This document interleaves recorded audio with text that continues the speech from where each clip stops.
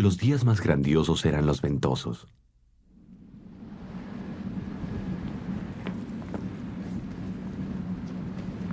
La idea era trepar hasta la terraza y darle la espalda al viento.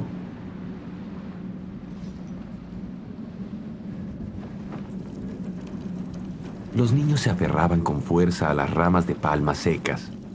El desafío era avanzar contra el viento mientras levantaban las ramas más y más.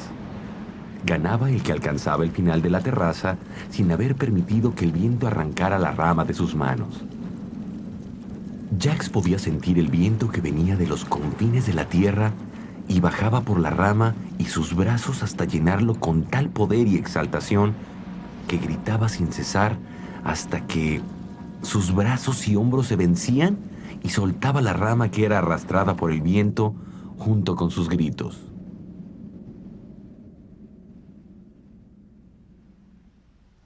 Y por la noche, acostado en su cama, aún podía oír el tumultuoso y fuerte rugido de aquel viento que amaría por el resto de su vida. Albert Camus, La locura de la sinceridad.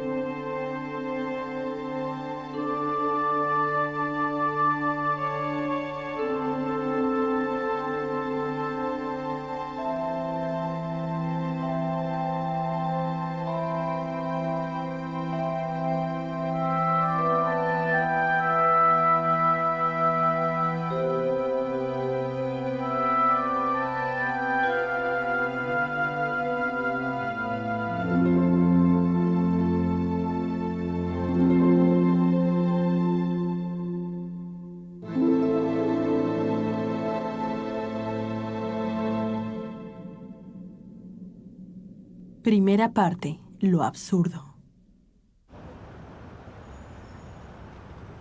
La tarea del escritor es evitar darle la espalda a los temas difíciles. Cualquiera que sea nuestra debilidad personal, la nobleza de esta profesión se basa en dos deberes difíciles de cumplir: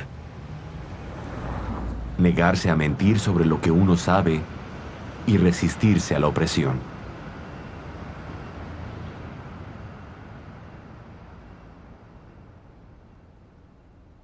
Argelia, 1930.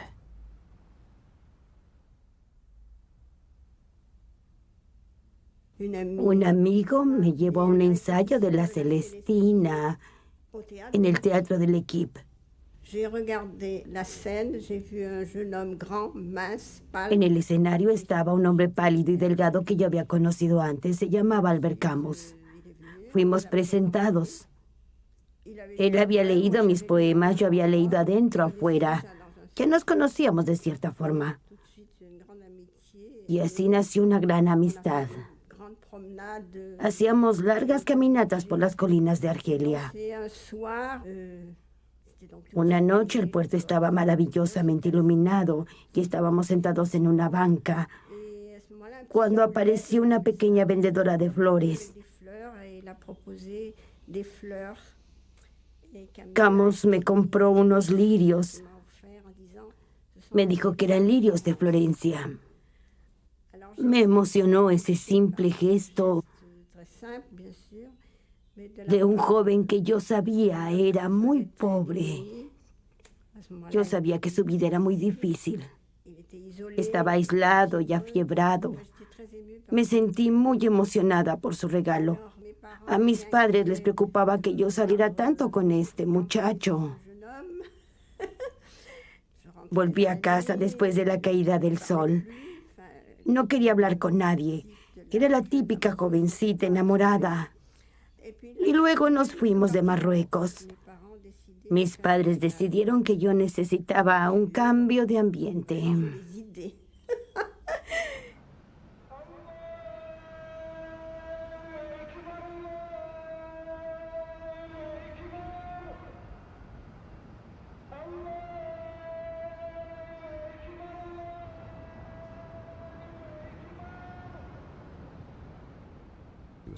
Él era apuesto, había leído mucho y también tenía el aura que tienen todos los aspirantes a escritores en Francia.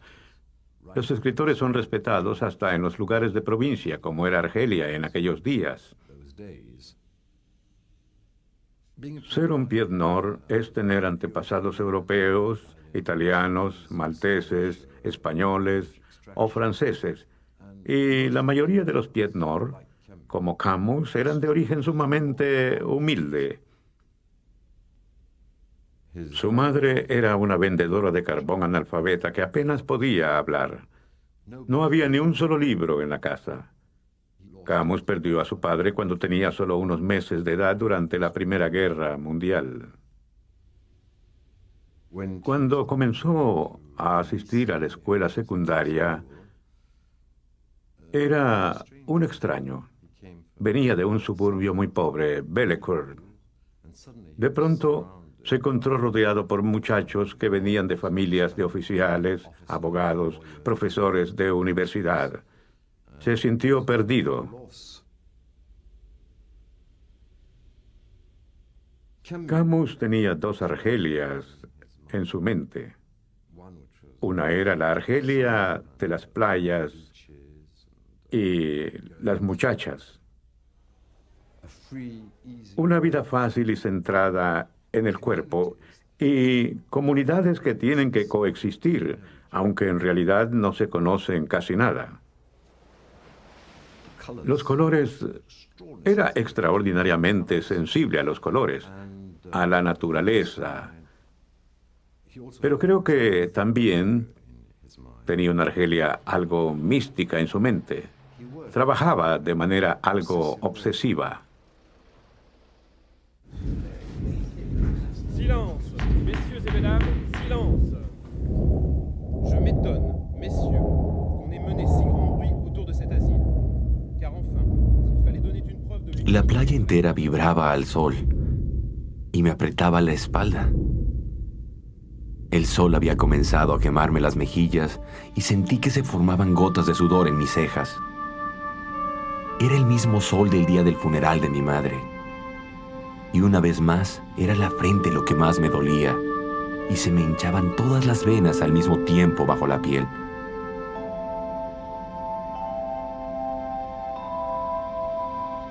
Di un paso adelante, solo un paso adelante.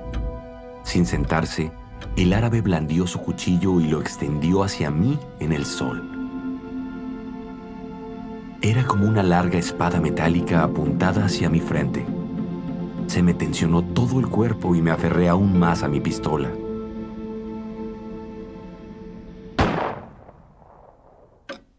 Se dio mi gatillo y allí comenzó todo. Entendí que había destruido el equilibrio del día, el silencio perfecto de esta playa donde yo había sido feliz.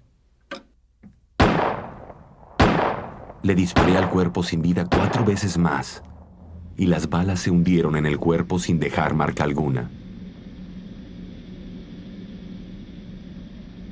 Fue como golpear 4 veces a la puerta de la desgracia.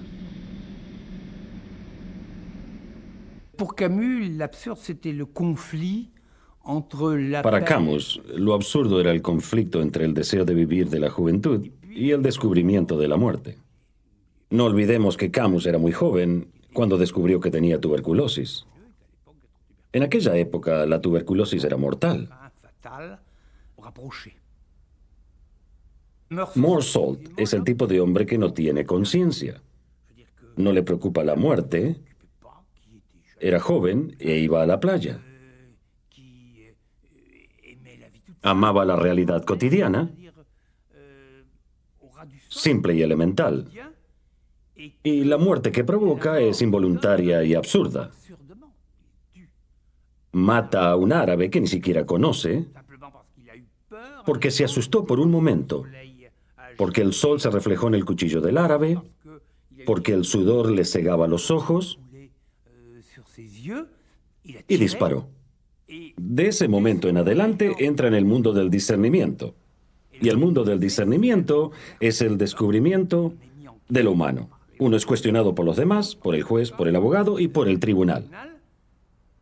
Morsault es atormentado por su descubrimiento del mundo. Sabe que morirá, que será condenado a muerte. Esta es una de las formas que toma lo absurdo. Él es joven, quiere vivir y está condenado a morir. Si on voulait résumer ce roman d'une certaine manière, Si resumiera esta novela, diría que telle qu'elle est, el hombre que no llora pleure pas l'enterrement, en el funeral de su madre risque d'être condamné à se arriesga a ser condenado a muerte. Pour moi, Meursault est Morceau atteint. sufre de lo que yo llamo la locura de la sinceridad. Ce qui distingue El personaje se distingue c'est qu'il por jamás querer decir más de lo que siente. à quelqu'un Si le pide la mano a una mujer y ésta le pregunta si está enamorado, s'il est amoureux, il répond él contesta que no lo sabe o que no lo está. soit qu'il ne l'est Jamás dice sí porque no está seguro de lo que siente. pas, ce sentiment. Quand on l'interroge sur la peine qu'il risque, Cuando le preguntan si le dolió la muerte de su madre, on remarquera qu'il ne dit jamais qu'il n'a pas eu de peine. no admite ni niega haber sentido dolor. Il a eu de la peine. Eh bien, c'est ce Es esta negativa tenaz, cette sorte de esta fascinación con la autenticidad de lo que uno es y lo que uno siente, es lo que le da sentido a toda la novela.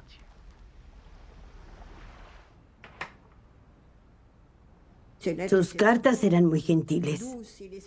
Trataba de hacer más leve el golpe, diciendo cosas agradables y tiernas.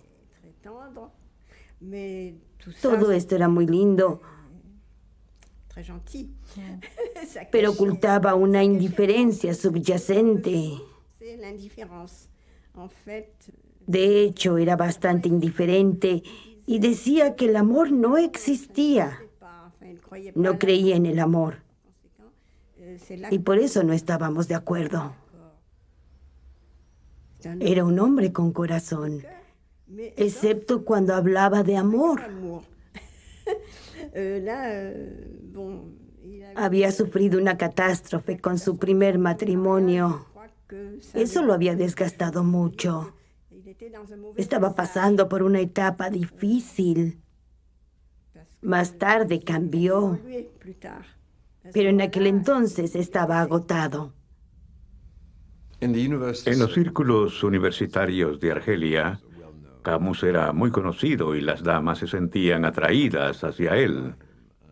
No siempre era amable con todas, pero podía ser extremadamente seductor con muchas. Y conoció a Francine, que era como él. Era hija de un hombre que había muerto durante la Primera Guerra Mundial. Francine venía de una familia de clase media de Orán. Era muy hermosa. Había estudiado matemáticas. Tenía talento musical, pero no parecía tener la energía necesaria para convertirse en una pianista profesional.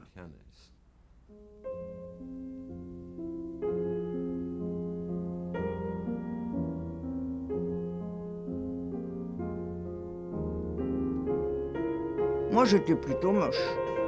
Ma sœur Suzy était comme moi, sans désir de plaire par son... Yo tenía un aspecto común como mi hermana Susie. Francine era más coqueta. Así lo anunció Francine. Creo que me voy a casar con Albert Camus. ¿Albert Camus? No sabíamos nada de él. No existía aún. Francine nos dijo con dulzura que él le había indicado que dijera que él no tenía dinero ni profesión. Tenía tuberculosis y tenía una gran sed de libertad. Francine nos dijo, tengo una foto de pasaporte de él. Sin ninguna malicia le contesté, parece un pequeño mono. Y ella contestó con calma, es el animal más parecido al hombre. El extranjero es considerado un libro escrito de manera deliberada y parece faltarle emoción. Tal vez un día trataré de hablar sobre ese mundo que dices amar y ese ser que dices preferir. Esta rareza, este aire enrarecido donde a ti te cuesta respirar, ha sido logrado manteniendo alejados la poesía, las tentaciones diarias y sí, el amor. Meursault se limita a contestar las preguntas que le hacen los hombres y la vida misma. Quien no odia, ama a su manera. No negaré los defectos de mi libro, pero sé que en el futuro me seguiré sintiendo ligado a él por algo fuerte y profundo.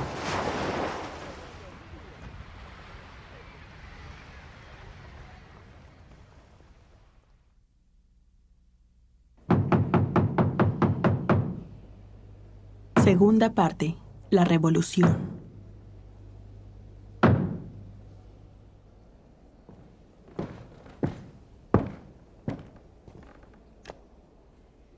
Hola Nueva York, hola Londres. Esta es la Estación Nacional Francesa.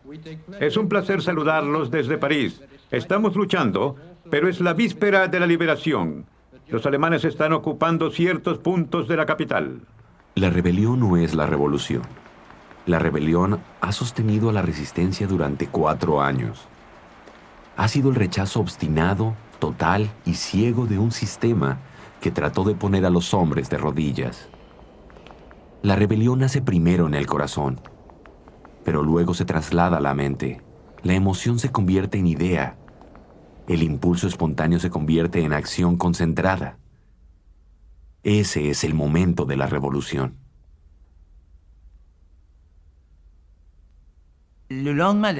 Inmediatamente después de la liberación, había una confusión moral extraordinaria, porque ya nadie sabía lo que significaba la valentía.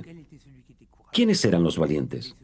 Estaban aquellos que habían luchado junto a los alemanes en Rusia, quienes habían luchado contra ellos en la resistencia, y quienes no habían hecho nada, quienes se habían quedado en casa. ¿Quiénes eran los ejemplos? Los franceses estaban totalmente confundidos. Desde ese punto de vista, Combate se convirtió en una bocanada de aire fresco. Él estaba a la cabeza de Combate. No era el editor, pero era como la luz que los guiaba. En aquellos días, todos los estudiantes leían Combate. ¿Por qué? Porque era el periódico que había nacido de la resistencia.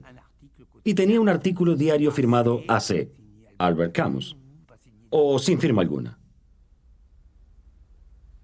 Había varias personas que escribían los editoriales, pero él escribía la mayoría. Escribía los editoriales como escribía sus libros, con la misma claridad. Camus tenía un estilo personal que otros imitaban. Era claro, usaba oraciones simples y tomaba una posición bien definida.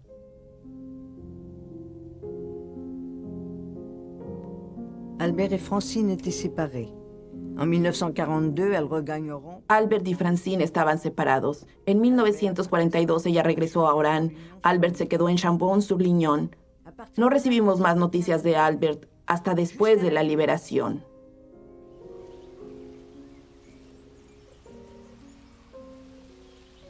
Cuando Camus regresó a establecerse en París durante la guerra, vio a muy pocas personas.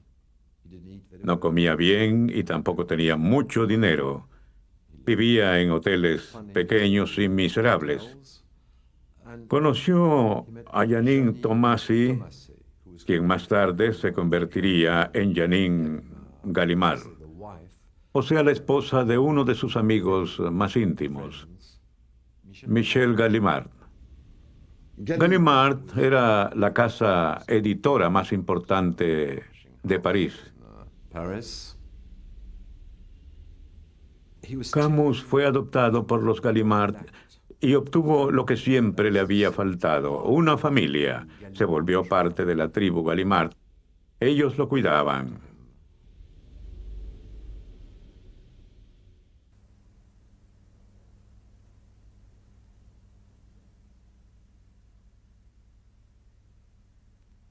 París liberado. La vida era un frenesí. Todo París aprendió a vivir de nuevo. Los teatros, los cines y los cafés estaban llenos. Entonces Camus conoció a esa muchacha encantadora española. Ella era vivaz y llena de vida. Apoyó mucho a Albert con su gran fortaleza. Todo París sabía de la relación entre María y Camus. Mi hermana regresó a esta atmósfera. Hay varias cosas que explican esto en la plaga, pero el regreso fue terrible. Su esposa iba a llegar en el primer tren. Si tan solo pudiera volver el tiempo atrás y ser el hombre que había sido antes de la epidemia. Un hombre que tenía un solo pensamiento y un solo deseo: escapar y regresar a la mujer que amaba. Pues sabía que eso ahora era imposible. Había cambiado demasiado. La plaga le había contagiado un desapego que, aunque tratara, no podría alejar de su mente y lo perseguiría como una pesadilla uniforme.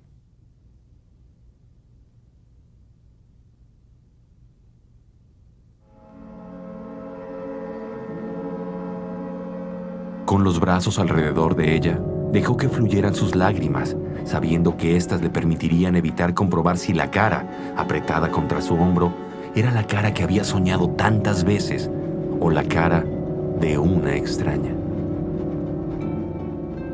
Por el momento quería comportarse como todos los que lo rodeaban, todos los que creían o jugaban a creer que la plaga había pasado sin cambiar nada en los corazones de los hombres.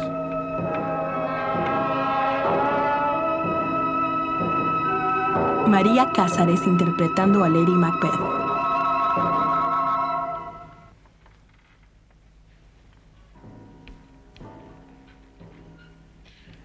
El barón de Fife tenía una esposa.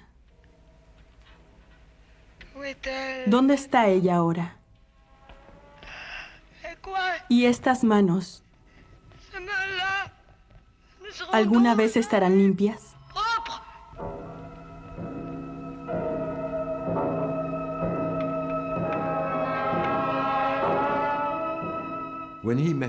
Cuando él la conoció, ella ya era muy independiente, no una estrella de Hollywood, sino una conocida actriz de teatro y cine en Francia. Estaban en posiciones equitativas. Él era un don Juan, pero ella era una doña Juana. Acordaron que cada uno podría vivir su vida libremente y él regresaba a ella todo el tiempo. Podía confiar en ella casi plenamente.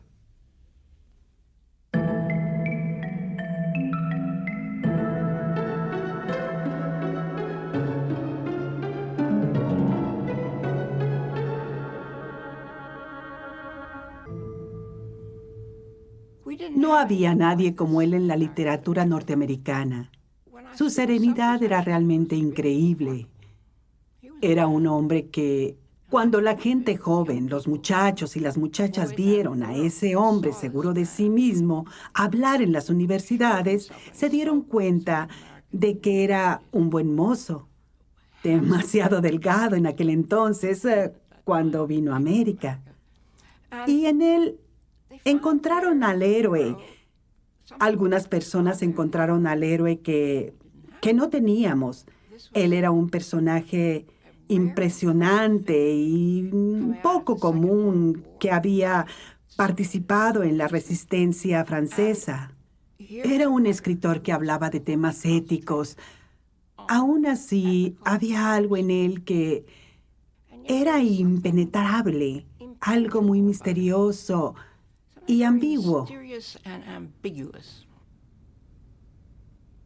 Lo conocí unas 2 semanas después de su llegada. Yo tenía solo 20 años. Era infatigable y quería ver todo Nueva York, a pesar de que no estaba fuerte.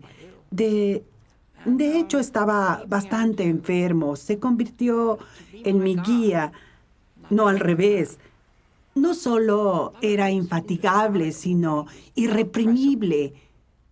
No sé cuántas veces, tal vez 3 o 4, que me llevó, y a veces llevaba a otras personas francesas, a las Folies de Samy, un club nocturno donde aparecían unas pobres mujeres que cantaban y tocaban instrumentos. Tal vez eran excoristas o algo así, pero eran muy gordas, sacudían las grasas Y era grotesco y doloroso para mí. Pero por alguna razón a él le parecía muy gracioso, aunque no me parecía que fuera por falta de sensibilidad. Iba a verlas muy seguido. Me escribió muchas cartas. Yo también le escribí muchas cartas, cientos.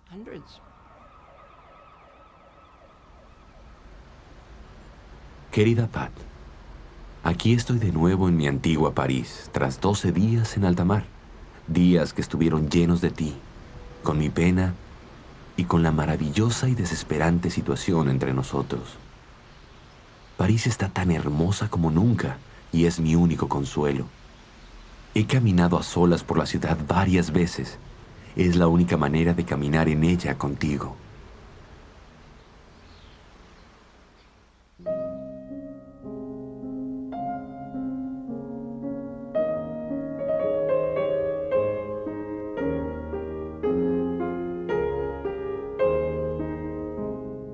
María Cázares se alejó cuando se enteró que Francine estaba embarazada. Francine, embarazada, fue respetada. Y luego comenzó otra vez.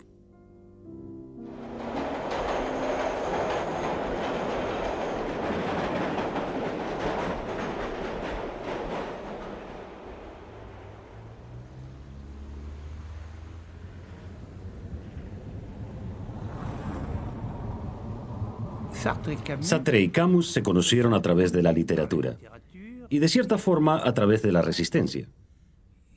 Solían conversar hasta las 2, 3 o 4 de la mañana en los cafés donde luego se hicieron famosos. Son considerados cafés existencialistas. Sartre era la figura central. Camus era considerado un escritor talentoso, pero no tenía la misma influencia. Muy pronto comenzaron a discutir, porque no tenían la misma forma de ver la vida. A medida que pasó el tiempo, con el encrudecimiento de la Guerra Fría, Sartre tomó la posición prosoviética y Camus le decía: yo estoy del lado de la vida, estoy en contra de una nueva guerra. La revolución debe ser una revolución antibélica. El gran problema que los dividió fue que comenzaron a descubrirse los campos de concentración soviéticos. Sartre no lo negaba. Simplemente decía que uno no debía desilusionar a la clase trabajadora, diciéndole que los rusos tenían campos de concentración. Pero Camus decía: ayer denunciamos los campos de concentración alemanes. Ahora debemos luchar contra los campos soviéticos del mismo modo.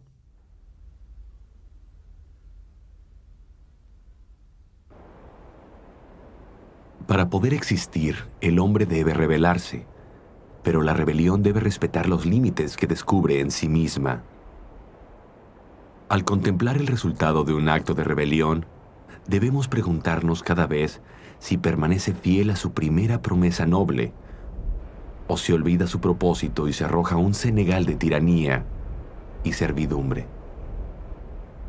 En la experiencia absurdista, el sufrimiento es individual, pero en el momento que comienza un movimiento de rebelión, el sufrimiento es visto como una experiencia colectiva, como una experiencia de todos. Por lo tanto, el primer paso para una mente agobiada por las cosas absurdas es darse cuenta de que este sentimiento de extrañeza es compartido por todos los hombres y que la raza humana entera sufre de una división entre sí misma y con el resto del mundo. Entre otras cosas, lo que hizo en ese libro fue cuestionar la idea misma de revolución. Para él no era un fin en sí mismo, o algo bueno en sí mismo, y su crítica de la Revolución Rusa es bastante extraordinaria, en especial para el año 1952. Lo que estaba diciendo es que no podemos pasar por alto el hecho de que el mundo ruso es un estado policíaco. De hecho, estaba diciendo, camaradas, están diciendo que es de noche cuando en realidad es de día.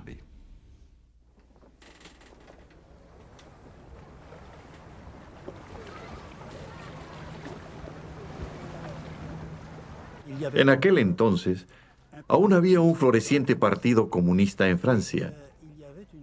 Y había una clase trabajadora reconocible, cosa que ya no es así en general. La clase trabajadora se inclinaba hacia el Partido Comunista. Nosotros entendíamos muy bien y habíamos participado en la denuncia de los terribles excesos de la Unión Soviética. Pero no queríamos que eso fuera interpretado como una crítica al comunismo, en sus versiones francesa e italiana.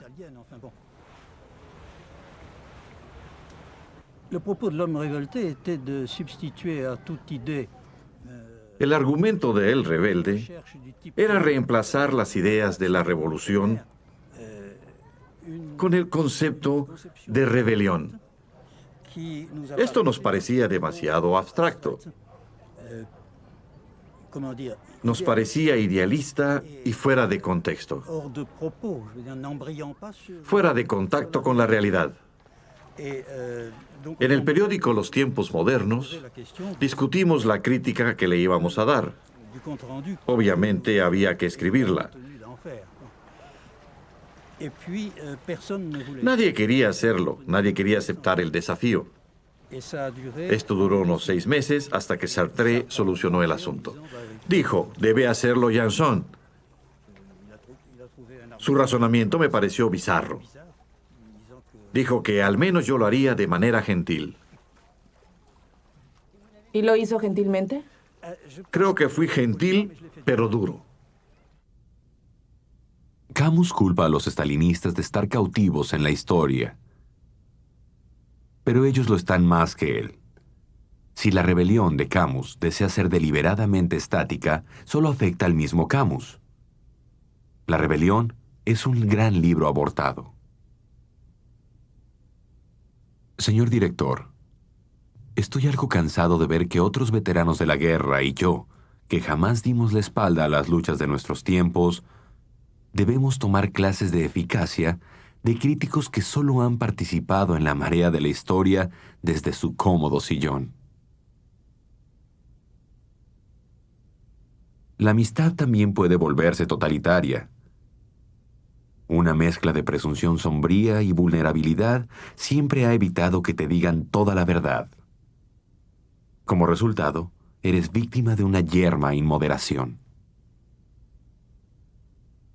Parece que he de pagar caro por este pobre libro. Hoy estoy lleno de dudas sobre él y sobre mí mismo. Pero no tengo nada que decir si la gente pone mi persona a juicio. Cualquier defensa se vuelve autojustificación. Pero lo más sorprendente es la explosión de un aborrecimiento largamente reprimido. Esto solo comprueba que esta gente jamás ha sido mi amiga. Reaccionaba muy mal cuando un amigo actuaba de manera que no coincidía con su concepto de la amistad. Una razón para su alejamiento de Sartre es que Sartre no era así para nada. Era capaz de separar su razonamiento de su amistad. En la época de Rebelde, su reacción chocó mucho a Camus. Este último creía que un verdadero amigo no hubiera escrito lo que escribió Sartre, porque tenía sentimientos fraternales que se extendían a toda la humanidad. Para Camus, la amistad era muy importante. Durante toda la vida, el fútbol fue muy importante para él. ¿Por qué? Porque era un club, una vida compartida, una lucha compartida, y eran compañeros. Tenía amigos del teatro que eran muy importantes. Tenía amigos personales a los cuales estaba muy apegado. Tenía una serie de amigos que para él formaban la base para resistir lo absurdo de esta vida como él la conocía.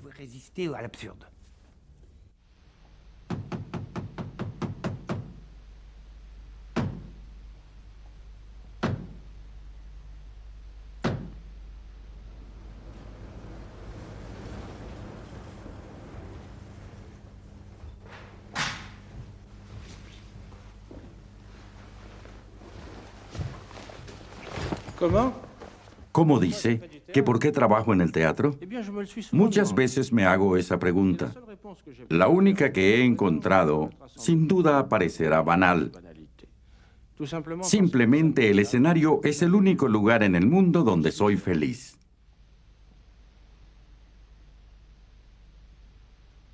Él mismo dijo que podía involucrarse en el teatro sin interrumpir su trabajo de escritor.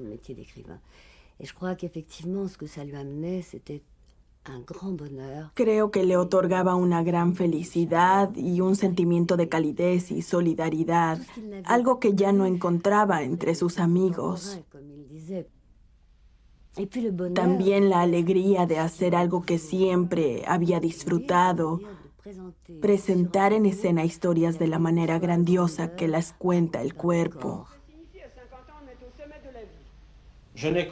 Fue en el equipo deportivo de mi juventud donde encontré la poderosa sensación de esperanza y exaltación que acompaña los largos días de entrenamiento hasta el día del partido, ya sea que uno gane o pierda. La poca moralidad que adquirí la aprendí sobre el escenario y en los estadios de fútbol, que siempre serán mis verdaderas universidades. Alguien había persuadido a Camus a que si aparecía en televisión y hablaba del teatro, sus opiniones sobre el teatro, sus sueños, aumentaría la venta de entradas para Los Poseídos. Los Poseídos tenía éxito, pero no suficiente para el teatro.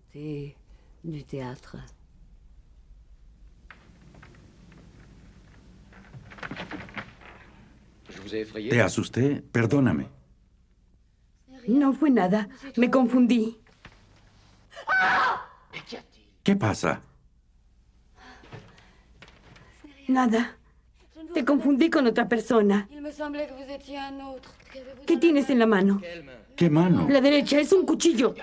Mira mi mano, está vacía. Por ejemplo, para él era muy importante este asunto del cuerpo.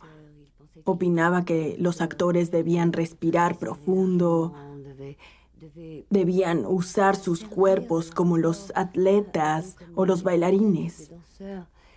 Hay una historia que cuenta el director Jean Vilar. Él estaba por interpretar a Don Juan y Camus entró en su vestidor. Vilar se estaba ajustando los zapatos porque le dolían los pies. Camus dijo que no podía interpretar a Don Juan con dolor de pies. Don Juan es un bailarín. Te pareces a mi príncipe, pero se acabó. He descubierto tu mentira. Quieres seducir a esta joven mujer. ¡La deseas! ¡Detén esa locura! Él jamás me dijo loca. Era un príncipe y un águila. Él decidía si arrodillarse o no arrodillarse ante Dios. Tú eres solo un esclavo. ¡Mírame, soy tu marido! ¡Suéltame, impostor!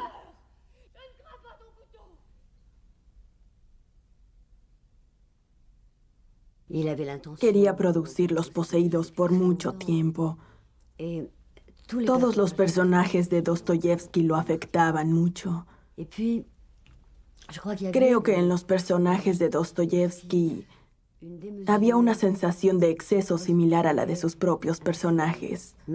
A pesar de decir que uno necesitaba límites, en lo profundo de sí sentía deseo de lo absoluto y la misma compasión que existe en los personajes de Dostoyevsky.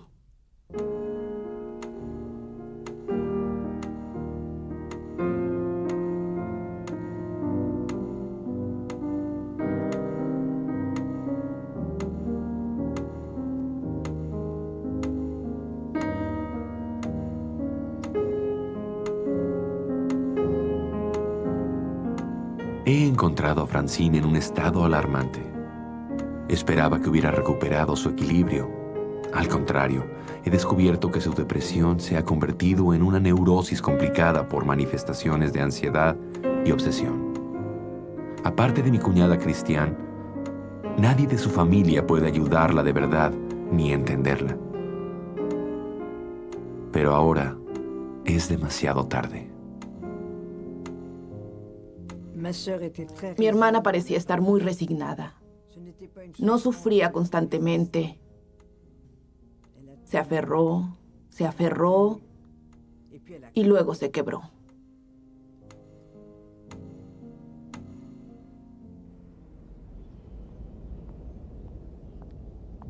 Albert perdió el control.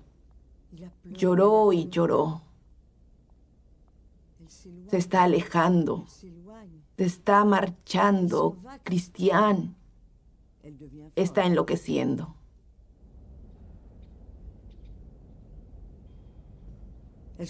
Las ventanas de la clínica están siempre cerradas. De pronto una cede, pero no es muy alta. Mi hermana saltó para salir de la habitación. Por desgracia se lastimó. Él estaba obsesionado por la idea de que todos lo estaban juzgando. Estaba muy incómodo, pobre hombre. Con una mirada patética me dijo, Christian, ya no puedo escribir. Y le contesté, escribirás luego. Primero debemos salvarla. Debemos sacarla de aquí. Estaba en casa de Camus en Rue Madame. Estaba trabajando en unos documentos que él me había prestado. Íbamos a almorzar juntos. Todavía recuerdo la habitación donde estábamos. A la 1 de la tarde llegó Camus, visiblemente alterado. Me dijo, lo siento, no podré ir a almorzar, tengo un problema. Tendré que marcharme, y no dijo más nada. 8 días después volví para continuar nuestras entrevistas. Nos veíamos seguido porque yo estaba escribiendo libros sobre él. Me dijo, siento lo del otro día. Mi esposa trató de suicidarse. Claro, no dije nada. Me dijo, creí que teníamos un acuerdo, que aunque estuviéramos casados, éramos libres. Durante 10 años así fue. No sé por qué mi esposa ya no puede soportar la relación que estoy teniendo. Y agregó, no me siento culpable, me siento responsable. Al final concluyó, no debí haberme casado.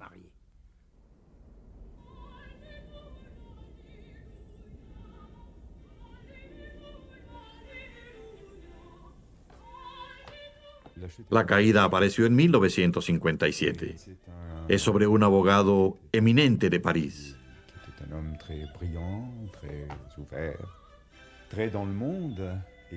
Este hombre sofisticado se siente adolorido y lleno de culpa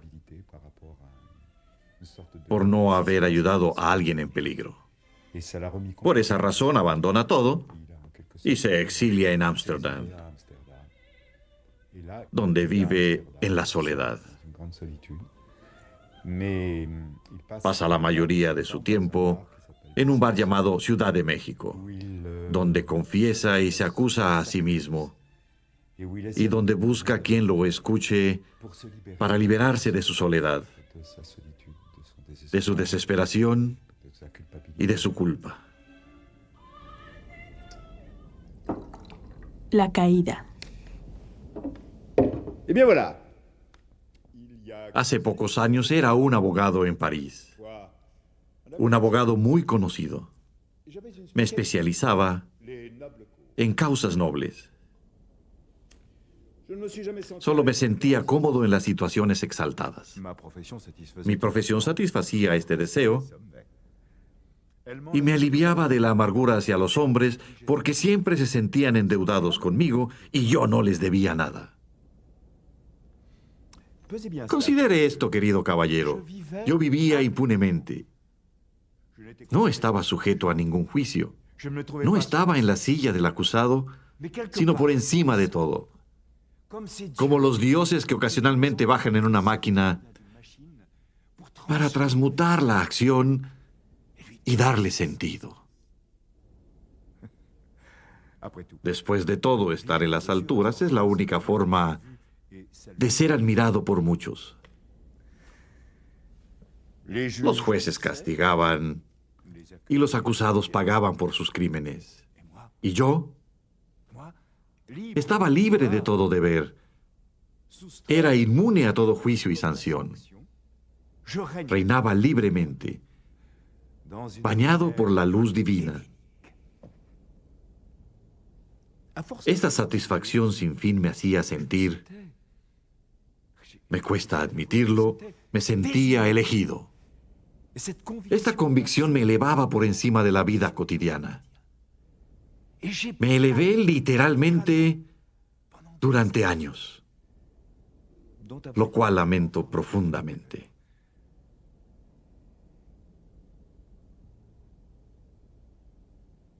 Me elevé.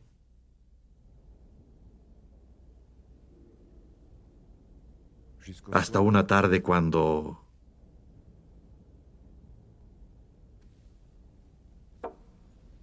Pero ese es otro asunto. Es mejor olvidarlo.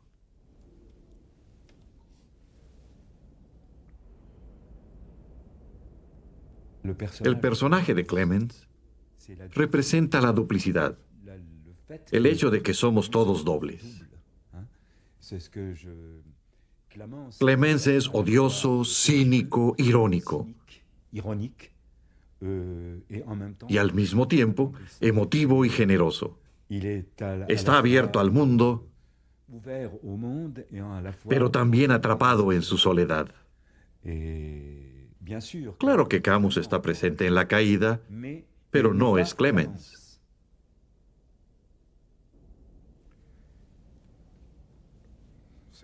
Lo que tengo para decirles ahora es más difícil.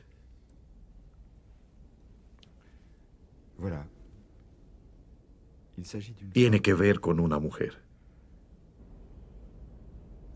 Aquella noche de noviembre, me dirigía a casa por el malecón. En el puente pasé a una persona, apoyada contra la baranda, observando el río. Pude distinguir a una joven y delgada mujer, vestida de negro. Había avanzado unos 50 metros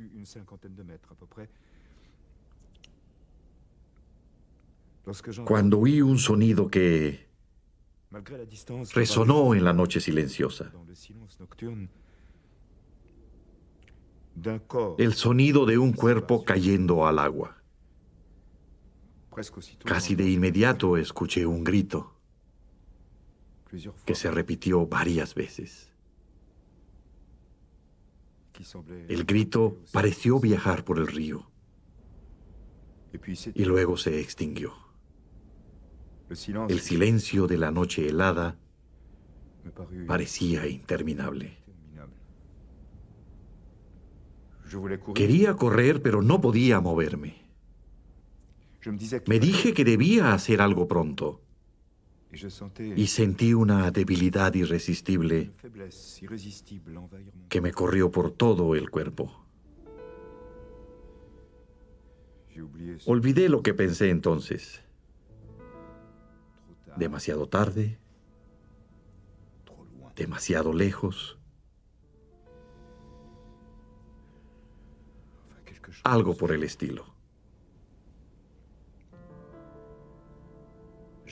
Me quedé escuchando paralizado.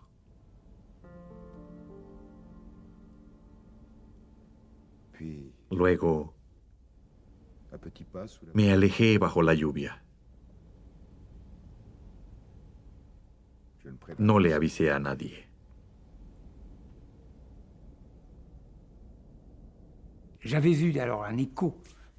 Esto me lo dijo Francine Camus después de la muerte de Albert. Estábamos trabajando con la caída, estudiando manuscritos que a veces eran difíciles de descifrar. Ella me dijo, esa mujer que se ahoga sin que nadie la ayude, cuando él escribió eso, yo le dije, ¿es esa nuestra historia, no es así? Por primera vez te estás acusando a ti mismo, eso es bueno. Así fue como me reveló que la caída también era una confesión. Están todos implicados. Cuando uno lee el libro se pregunta, ¿estaré yo menos confundido que Clemens? ¿Seré más honesto que él? ¿Tendría yo el coraje para tomar la mano de una mujer que se está ahogando?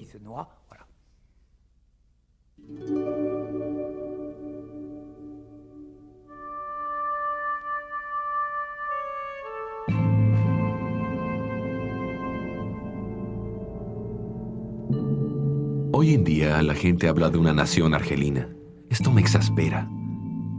Todo esto no tiene nada que ver con el concepto de nación. Argelia es una tierra habitada por dos pueblos. Así es, dos pueblos. Uno es musulmán y el otro no.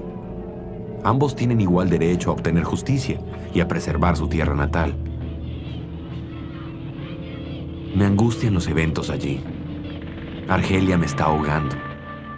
No puedo pensar en otra cosa.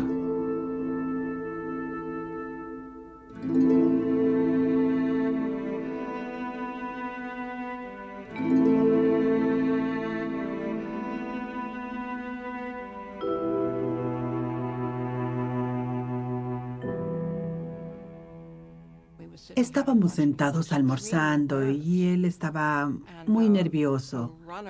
Llegó un mensajero de Gallimard que se abrió paso entre la gente y le dijo que la decisión era casi segura y él había ganado. Él sentía pánico, estaba sofocado. Eso le dije yo a Olivier. Elevó las manos y dijo, no, debieron dárselo a Malraux. Le dijo eso a mucha gente. Según los testigos, Camus se sintió aplastado al recibir el premio Nobel. Era el ganador francés más joven. Camus consideraba que la mayoría de su trabajo no era lo suficientemente bueno como para recibir el premio Nobel. Era como ser enterrado en vida.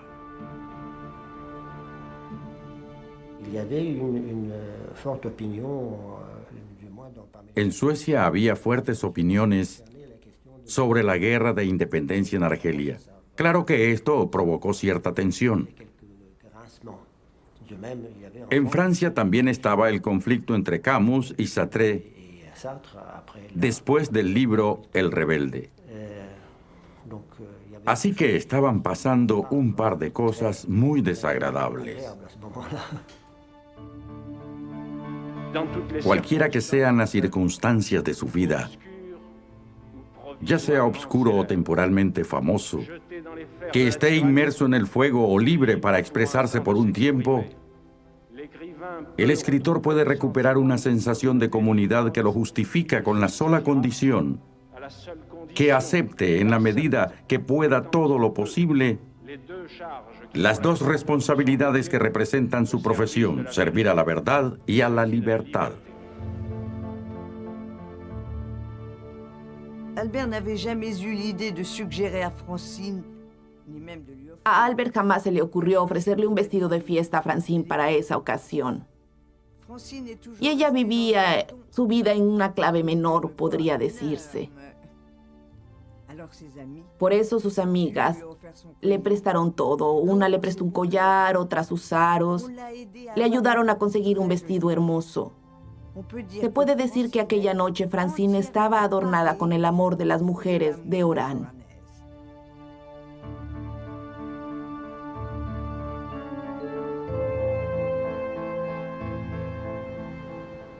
El día después de la ceremonia del premio Nobel, se presentó ante los estudiantes de la Universidad de Estocolmo. Había un joven argelino que lo desafió agudamente por el tema de Argelia. Fue bastante desagradable. Entre uno y otro ataque a Camus, el joven regresaba con sus amigos suecos, quienes le recomendaban qué decir luego. Era como si esos estudiantes estuvieran lanzándole un perro a Camus. Me pareció muy desagradable.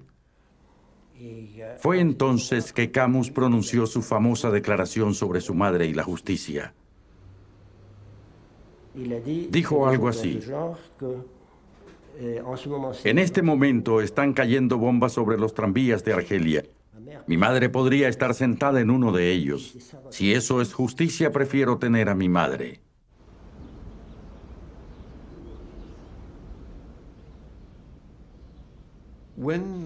Cuando Camus expresó esa idea sobre la justicia y su madre, fue una frase desafortunada, lógicamente, pero puede ser comprendida como un grito del corazón. Salió de sus entrañas. Quería decir que él siempre temía por su madre, que ella se subiría a un tranvía en Argelia y volaría en 1000 pedazos. Claro que no fue interpretado así, fue interpretado por muchas personas como si hubiera dicho: mueren miles de argelinos. La justicia y la injusticia no significaban nada para él. Solo piensa en su madre.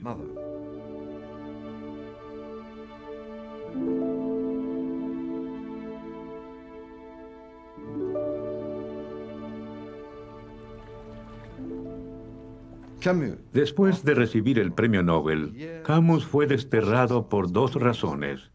Claro que era reaccionario porque era anticomunista. Había hablado demasiado pronto.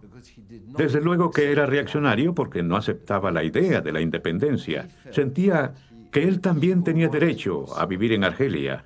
No existe duda de que estaba históricamente atrasado en sus opiniones sobre ese tema, pero es absurdo decir que era un tradicional colonialista francés.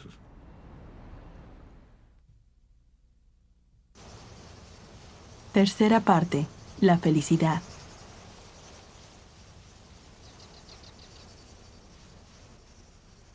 Llegué a Lomarán exhausto. Durante años he deseado vivir de acuerdo a la moralidad de la mayoría. Me obligué a vivir como todos los demás. Eso me pareció necesario para sentirme unido a los demás, aun cuando me sentía separado. El resultado de esta decisión fue catastrófico. Ahora deambulo entre las ruinas, resignado a mi singularidad y a mis incapacidades. Y debo reconstruir la verdad habiendo vivido toda la vida en una especie de mentira.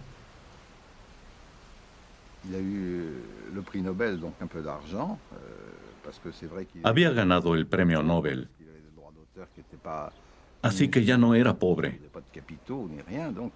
Por primera vez tenía dinero para gastar. Su amigo René Char vivía en la isla Sur-Sorge. Camus solía venir a esta región de vacaciones con sus hijos. Buscó una casa y encontró una que le gustaba. Creo que fue feliz aquí.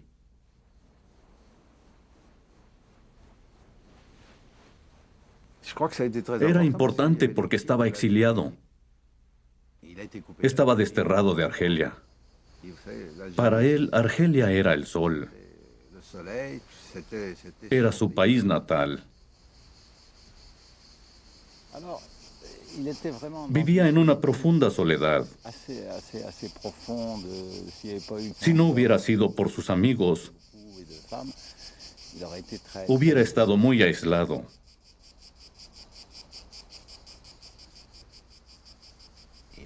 Conocía a María Cázares. Como se sabe, esto fue más que un romance pasajero, más que una relación. Ella fue una compañera de toda la vida, desde el momento que la conoció en 1943 hasta su muerte. Siempre se amaron, jamás dejaron de verse. Michel, mi primo, era un hombre extremadamente generoso y entusiasta, y prácticamente se enamoró de Camus. Para él era una amistad fenomenal, y Camus se sintió muy emocionado. Fue una amistad que jamás disminuyó. Michel hacía todo lo que podía para ayudar a Camus. Era el director de la compañía editora y lo hizo contratar como lector. Eran amigos inseparables. Se veían constantemente. Fue así hasta el día en que murieron juntos. Aunque yo era mucho más joven, me convertí en parte del grupo. Una de las primeras cosas que me dijo fue: Has jugado mucho rugby. Yo soy buen jugador de fútbol. Somos parecidos. Una vez tuve un amigo como tú, muy conectado con su cuerpo. Desde entonces fuimos amigos.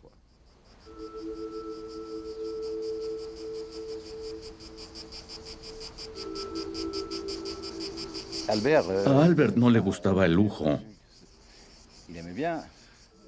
Le gustaba verse elegante. Le gustaba tener un lindo baño, pero no lujoso. Michel y él discutían constantemente. ¿Por qué a Michel le gustaban los automóviles cómodos? En una época tuvo automóviles americanos. Luego se compró un automóvil deportivo francés. Le decía a Albert: te ves ridículo en ese Citroën horrible. Tienes dinero suficiente para comprar un automóvil cómodo. Y Camus respondía: querido Michel, lo siento, pero tus automóviles son el exponente de la vulgaridad. La aristocracia francesa viaja en Citroëns negros. También los directores de compañías y la gente fina de sociedad. Las personas que viven rodeadas de cromo como tú son bastante vulgares.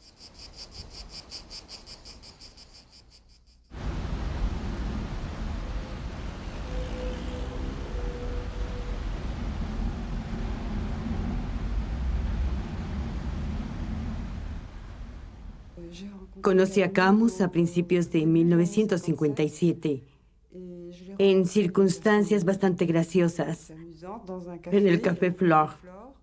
J'étais en train d'écrire à ma table du courrier ou je sais plus trop quoi.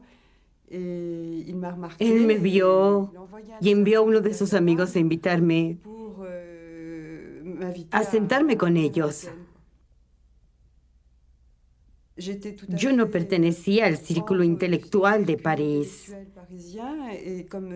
pero me interesaban las mismas cosas que a él en mi forma juvenil.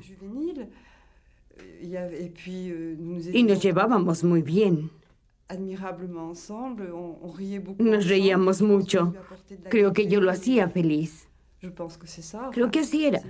Como sea, las relaciones amorosas son siempre un misterio.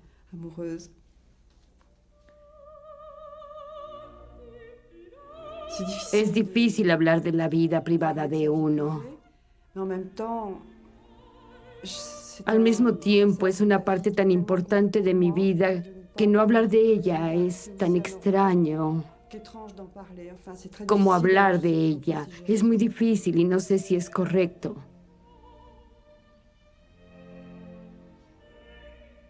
Albert adoraba la música. Siempre elegía la música de sus producciones de teatro. Siempre había música en su apartamento.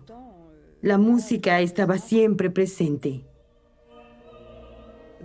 En Don Giovanni hay pasajes maravillosamente alegres y otros profundamente trágicos. Él era sensible a ambos. Albert tenía tragedia y alegría en su interior. Amaba ciertas cosas profundamente y la tragedia que había en él no era tenebrosa. Hasta en el extranjero hay humor y también en la caída. Expresaba una especie de espíritu irónico o travieso en su vida y también en sus libros. Pero a veces esto era tan sutil que pasaba desapercibido. En su opinión, ¿Camus era un hombre de familia? Creo que necesitaba una familia, porque era un hombre de gran corazón y era muy emocional. Pero también tenía una gran necesidad de soledad y meditación, de autorreflexión. Para él era difícil reconciliar todo esto.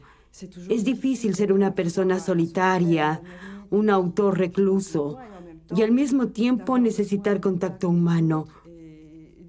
Uno tiene responsabilidades hacia los seres amados. Es difícil hacerlo todo.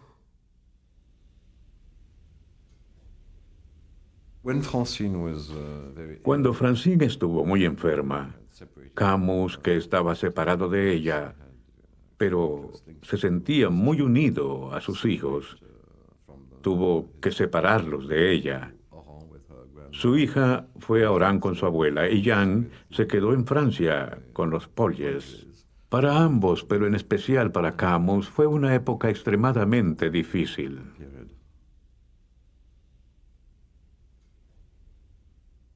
No era clara la relación de Jean con su padre. Jean era tal como su madre.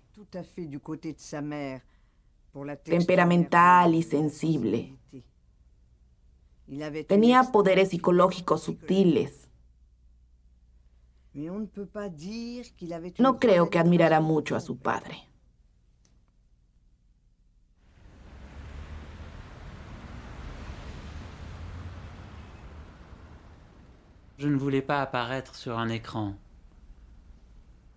No quise aparecer en pantalla porque para tener una vida privada, a veces uno debe aprender a decir que no a ciertas cosas. A veces hay que esconderse, lo cual hice por mucho tiempo.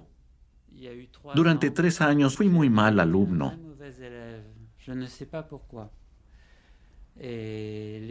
La relación con mi padre era muy difícil. Cuando él me hablaba de mis notas, jamás levantaba la voz. Pero había tanta tensión en el aire que mi hermana no podía tragar la comida porque sabía lo que iba a pasar al final. Pero él tenía otras facetas. Tenía un increíble sentido del humor. Corríamos juntos, boxeábamos juntos, cosas por el estilo.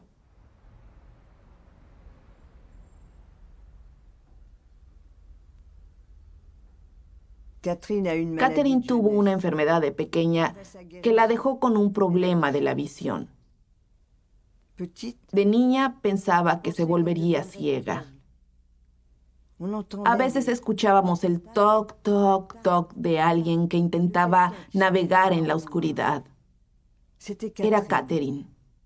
Se estaba entrenando para caminar, tocar y orientarse en la oscuridad. Era exactamente igual a Albert. Todo esto indicaba una gran fortaleza. La fortaleza necesaria para superarlo todo.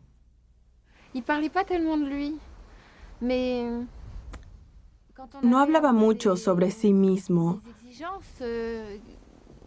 pero cuando pedíamos cosas que no eran esenciales, me explicaba cómo había vivido él y decía que ya estábamos muy malcriados y no necesitábamos cosas superfluas. Por ejemplo, a los 10 años nos dijo que pidiéramos regalos útiles,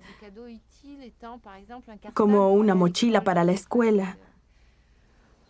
A los 10 años eso no suena muy divertido. Pero así fue como me enteré de la niñez de mi padre. Por otro lado, era muy tranquilizante, porque amaba la vida. Los padres siempre dicen que uno no debe comer demasiado. Pero yo comía mucho y eso lo hacía reír. Jamás sugirió que eso estaba mal. Amaba la vida. Jamás parecía estar enfermo, parecía ser muy fuerte. Estaba lleno de vida. Lleno de vida. Yo tenía 14 años cuando murió papá y leí El extranjero a los 17 años.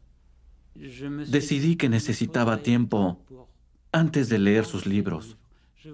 No quería ser un adulto, pero quería distanciarme de él, distanciarme en el tiempo.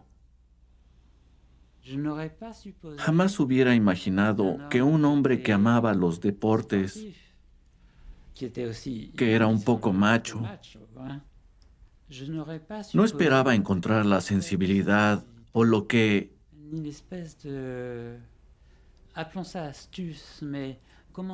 los americanos llaman habilidad artística que encontré en El extranjero. Me sorprendo cuando pienso que lo escribió en 1942. Me parece muy impresionante. Creí que mi actitud hacia mi padre influenciaría mi lectura de sus libros, pero sucedió lo contrario. Los libros me enseñaron quién era mi padre. Cuando la gente habla de mi padre, no habla de él. Hablan de un hombre famoso, una especie de mito tallado en piedra, alguien moralista, un poco aburrido. Él tenía sus debilidades, como todos los hombres. Por ejemplo, adoraba a las mujeres. Eso puede ser considerado una debilidad, pero también sentía dudas. Siempre decía que si alguna vez se unía a un partido político, sería el partido político de los que no están seguros si tienen razón. A temprana edad, Camus decidió que su trabajo de escritor progresaría. Cada etapa estaría marcada por una obra de teatro, una novela y un ensayo.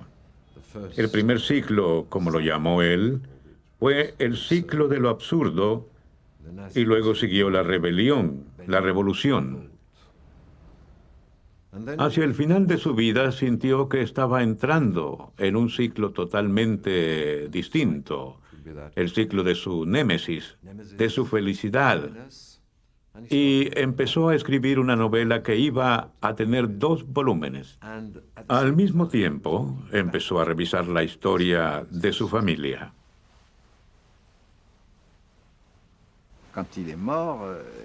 Después de su muerte, Francine me dijo que había encontrado un manuscrito en un maletín que tenía con él en el automóvil.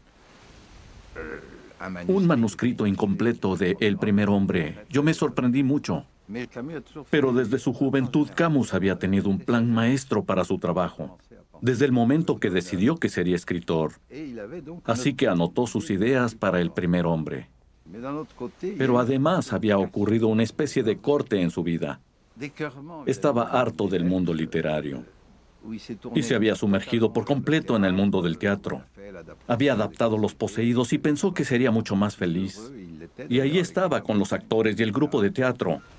Y le dijo a sus amigos más cercanos que ya no escribiría más. Y yo le dije, dijiste lo mismo después de la caída.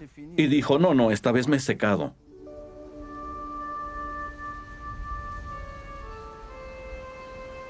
Le dijo a 2 o 3 personas que estaba escribiendo. Tal vez se lo dijo a Francine y a María Cázares. Fue una verdadera renovación literaria.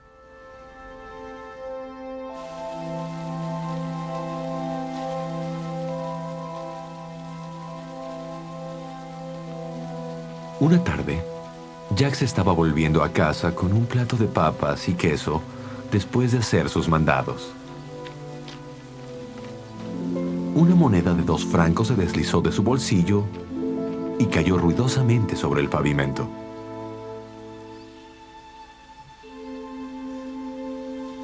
Pude haberla perdido, se dijo a sí mismo.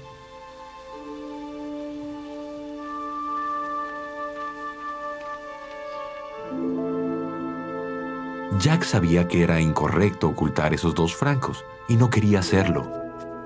Por eso no comprendió por qué no devolvió el cambio de inmediato. Regresó del baño y declaró que la moneda de 2 francos se había caído en el agujero cuando se había bajado los pantalones. Jacques sintió un aguijonazo cuando anunció la mala noticia.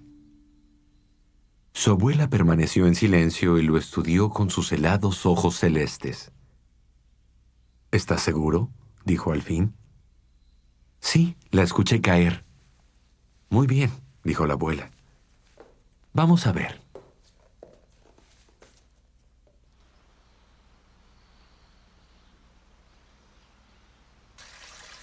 Cuando ella lo llamó, la encontró lavándose las manos en la pileta. No había nada allí. Eres un mentiroso. En ese instante, Jacques comprendió que no había sido la avaricia lo que había causado que su abuela metiera la mano en el excremento, sino una terrible necesidad que convertía esos 2 francos en una suma importante en su hogar. Y en ese momento, con un espasmo de vergüenza, entendió que le había robado 2 francos a la labor de su familia.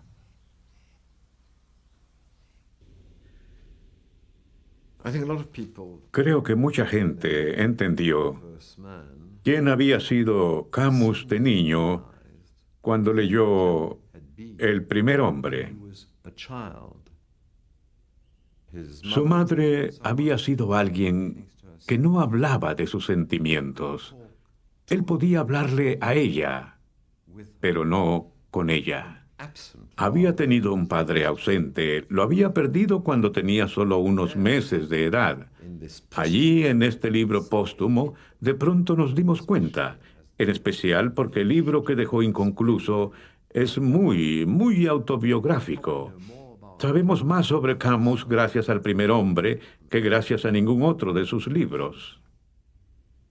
La gente de Argelia, los que fueron enviados allí para colonizar, salvo unos pocos colonos ricos, no tenían familia, no tenían nada.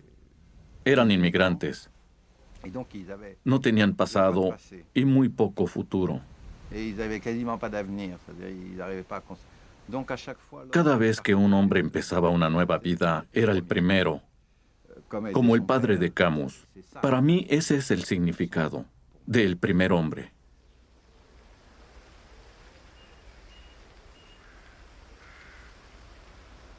En una familia donde se hablaba poco, donde nadie leía ni escribía, con una madre infeliz e indiferente, ¿quién podía informarle sobre su joven y lastimoso padre? Nadie lo había conocido excepto su madre, y ella lo había olvidado, de eso estaba seguro. Y él había muerto, desconocido en esta tierra, pues había pasado fugazmente como un extraño. El secreto que él había querido aprender de los libros y de la gente ahora parecía estar íntimamente ligado a este hombre muerto.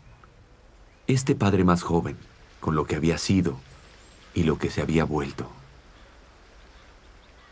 No podía darle la espalda a este nombre, a esas fechas.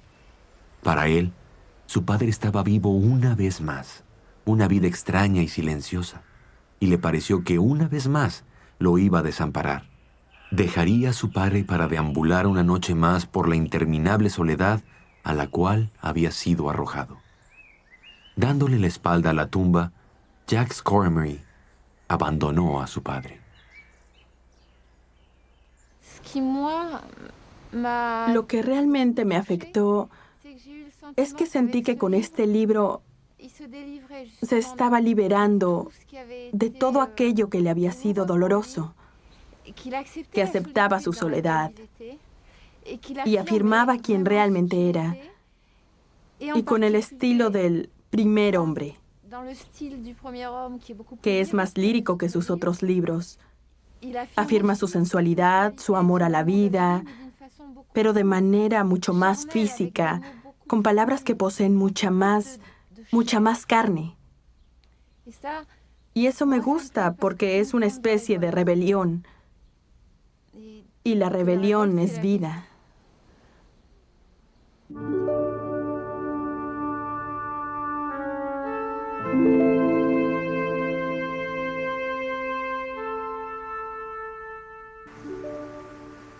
...4 de enero de 1960. Acabamos de enterarnos que Albert Camus, ganador del Premio Nobel, se mató en un accidente automovilístico. Su vehículo patinó y se estrelló contra un árbol en el kilómetro 24 de la ruta N5 viniendo de Sens. El señor Camus regresaba de Provence con su editor Michel Gallimard, que conducía el automóvil. El señor Gallimard ha sido llevado al hospital en estado crítico.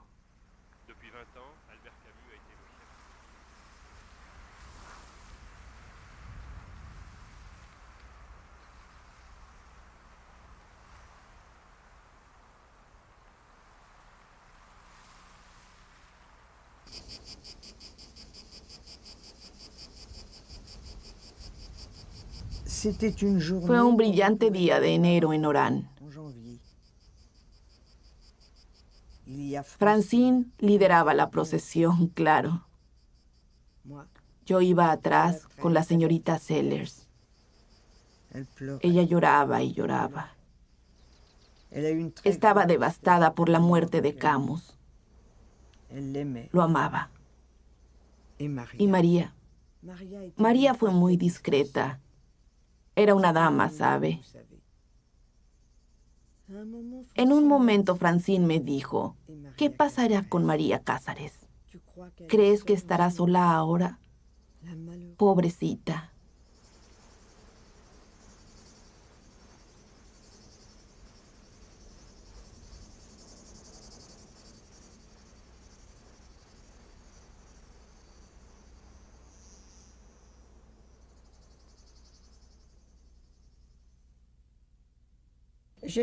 Yo estaba escuchando la radio. Eran como las 2 de la tarde y me enteré de inmediato. Normalmente no escucho la radio a esa hora, pero estaba allí. Aquel día estaba allí y me enteré de inmediato. Pegué un grito. Mamá vino de la cocina, ella también lo había escuchado. Lo único que lamento eres tú. Durante los últimos 13 años, para mí Nueva York eres tú. Pero realizaré el viaje cuando aparezca mi libro en inglés. Yo había organizado una fiesta y estaban llegando muchas personas del mundo literario. Por suerte me llamaron antes para decirme, la gente estaba haciendo chistes de muy mal gusto en la fiesta. Jamás lo he perdonado.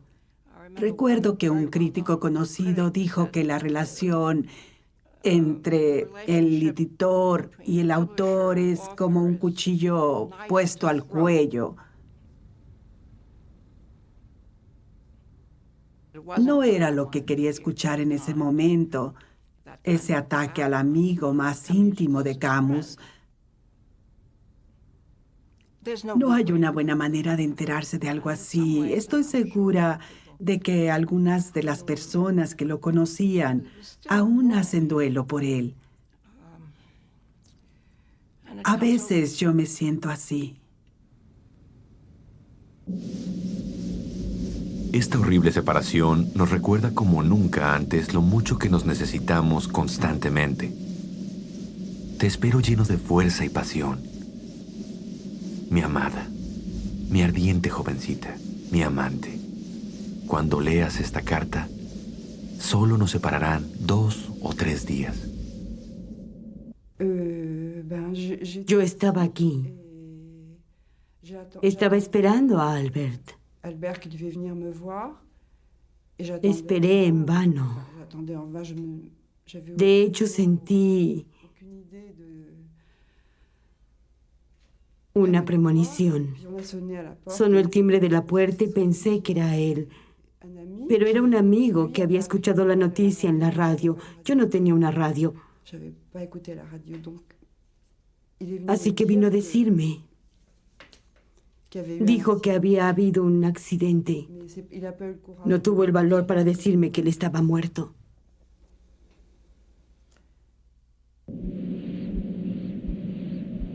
Solo escribo para hacerte saber que viajaré a París en automóvil con los Gallimard. Y llegaré el martes, porque nos detendremos en el camino. Te llamaré para confirmar la cena. Me alegra tanto la idea de verte que sonrío mientras te escribo. Te tendré cerca hasta el martes.